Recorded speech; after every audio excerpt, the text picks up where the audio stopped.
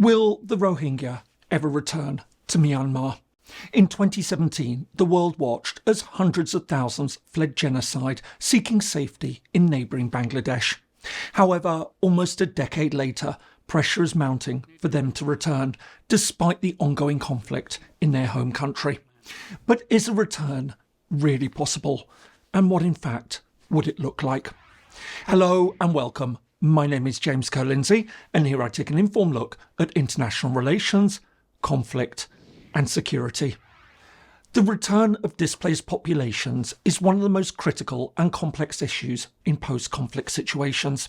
For refugees, going home is often seen as their ultimate goal.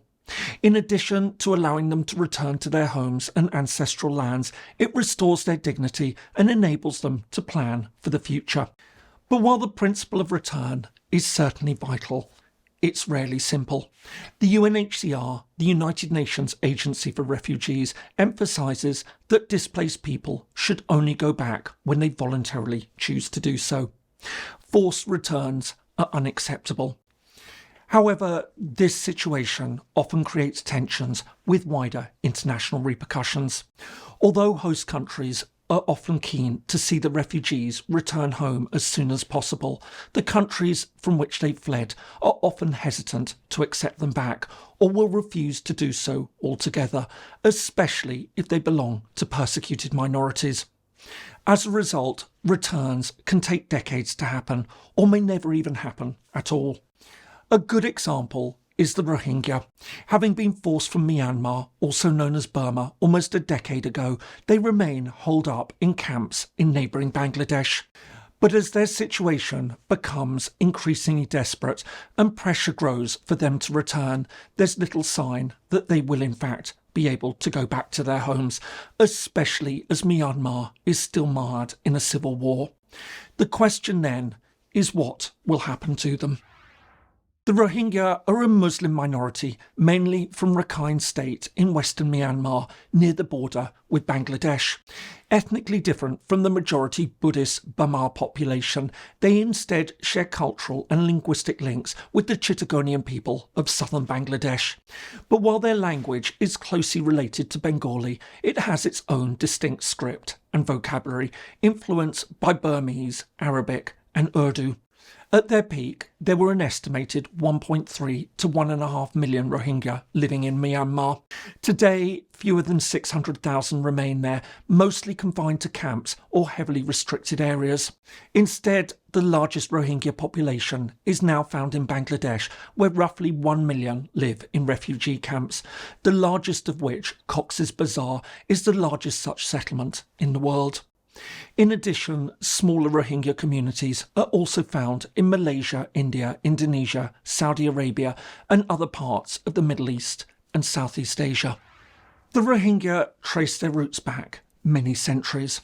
While their exact origins are debated, historical evidence suggests that they emerged as early as the 15th century, when Muslim communities began settling along the west coast of what is now Myanmar, when the independent Arakan Kingdom traded and interacted with neighbouring Bengal, a distinct Muslim sultanate that later became part of Mughal India. Over time, this led to the creation of a distinct Muslim population in Rakhine. This continued to grow during British colonial rule in the 19th and early 20th centuries, when many migrant workers from neighbouring Bengal moved to the area to work in farming. And it's this mix of early settlement and colonial era migration that forms the basis of today's Rohingya community. That said, many Burmese nationalists insist that the community is merely made up of illegal migrants brought in under colonial rule. Under British imperial rule, Rakhine was administered as part of Burma, and the Rohingya were recognised as one of the communities of the region. However, all this would begin to change after Burma's independence in 1948. From the start, the country was racked by ethnic and political turmoil. As various insurgencies arose, the army became steadily more powerful, and all this came to a head in 1962 when a coup ushered in what would become 5 decades of brutal military rule. In the years that followed, the military government increasingly portrayed the Rohingya as outsiders. In 1982, a new citizenship law was passed that stripped them of their nationality altogether, effectively leaving them as a stateless people. From there, they faced growing human rights abuses and discrimination, with restrictions on their movement, marriage and employment. While all this led to rising tensions and occasional outbreaks of violence between the Rohingya and the majority Buddhist population of Rakhine, things escalated dramatically in the 2010s when the military ceded power to a civilian government. Following communal riots in 2012 that saw over 140,000 Rohingya displaced, widespread violence erupted again just 4 years later as Rohingya militants attacked security posts. In response, the army launched a brutal crackdown, as hundreds of villages were destroyed and thousands raped and murdered in a campaign the UN openly called genocide. Almost 750,000 people fled into neighbouring Bangladesh. But what made all this especially shocking was that it was tacitly accepted by the country's new democratic rulers. Notably, Aung San Suu Kyi, who'd won the Nobel Prize for her efforts to end military rule in the country, even defended the military's actions, claiming that they were fighting terrorism. I hope you're finding this helpful. If so, please give it a like and consider subscribing if you haven't already. It all really helps. Thanks so much, and now back to the video. At first, there was a wave of sympathy for the Rohingya. As the Bangladeshi government opened its borders, international aid agencies rushed to help. However, since then, things have changed. As one of the most densely populated and poorest countries in the world, Bangladesh has struggled to host over 1 million refugees. All this has had a disastrous effect on the Rohingya. The overcrowded camps are plagued by numerous problems and dangers. Aside from limited healthcare, children are growing up without decent schooling. Meanwhile, as most refugees aren't allowed to work, they remain dependent on aid or turn to crime. All the while, extremist groups are recruiting young men, and women and girls are vulnerable to trafficking networks. While initially the Rohingya received a lot of attention, this all soon dimmed, as international attention shifted to the pandemic and then the war in Ukraine and events in the Middle East. They became forgotten. However, recently things have started to change. First of all, Bangladesh is running out of patience. It's made it clear that it can't host the refugees indefinitely, especially as aid funding has dropped sharply and organisations such as the World Food Programme have been forced to cut food rations. Meanwhile, some argue that the situation in Myanmar has in fact improved, albeit in an unexpected way. Following a military coup in 2021, the country's been plunged back into civil war.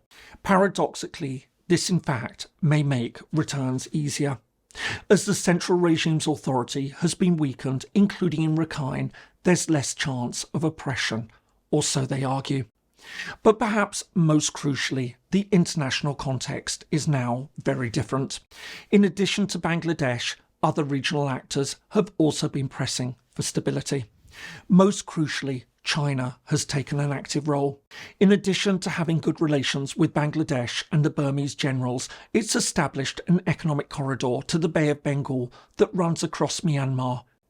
Keen to ease the situation and keep trade flowing, it's mediated talks over possible refugee returns. Meanwhile, others have also recognised the need to address the dire humanitarian situation. All this was highlighted in September 2025 when the UN hosted a major international meeting to discuss the plight of the Rohingya. So, just how likely is it that they could return? In one sense, the outlook looks positive. The principle of return is accepted, at least on paper. For instance, Bangladesh and Myanmar signed repatriation agreements in 2018 and 2019.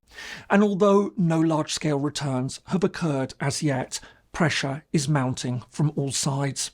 Aside from Bangladesh and China, even Myanmar views a return as an opportunity to improve its international image.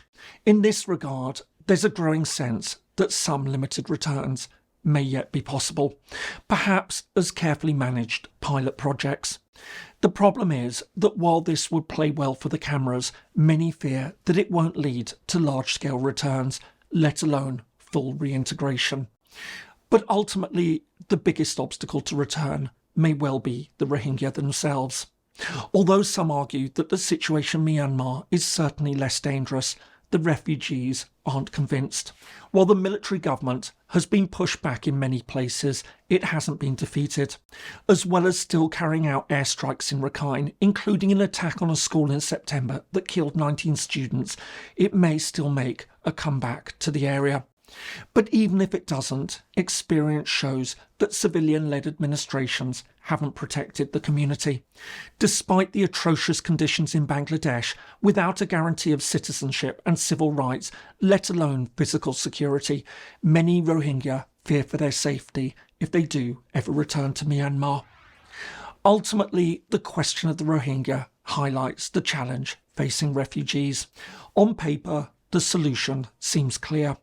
They should be able to return home and reclaim their land, but in practice the obstacles are immense. Even if Bangladesh and Myanmar and other interested actors seem keen to address the issue, the Rohingya are far less willing to be forced out without proper guarantees for their future safety and security. Understandably, less than a decade after they were forced to flee genocide, the Rohingya themselves are less keen to be forced back home.